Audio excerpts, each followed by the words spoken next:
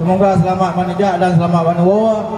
Dan baik dua untuk malam ni alam lagi yang beramai kamu nak madakan dakwah dengan kamu mohon kepada Ron Rumpoi Dang apabila akan duri selesai jadi tolong jaga lihat susah pada sedat sabar-sabar di kalam kedua dah yang ada ron wawa yang ada kau mendengai menyeka gadah anak payah nak dah sedat. Jadi kamu mohon kepada Ron Rumpoi Dang apabila kau siap ada masalah saya yang baik duka-duka pada sedat susah aman tentram damai dan untuk ditanya seluruh masyarakat bersama Kanduri Batu Sapau.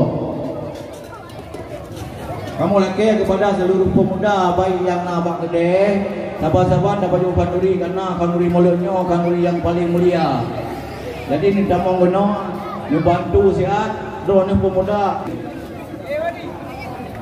Baik.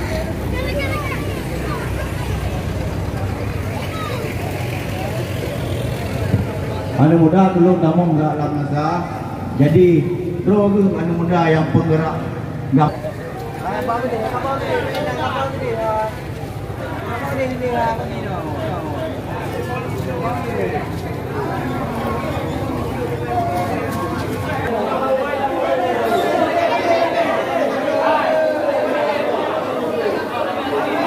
Nyokanya sebagai mantan kecil kedai kelibut yaitu Haji Isbah.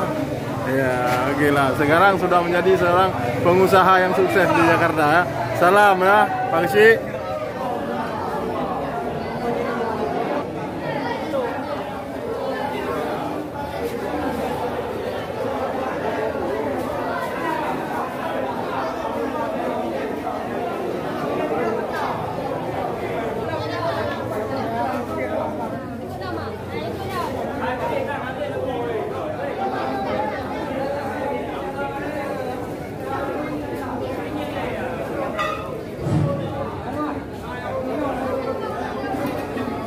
Untuk berumur Kanduri yang punya yang nilai itu tanda nomor pokok dia yang nilai itu rendah.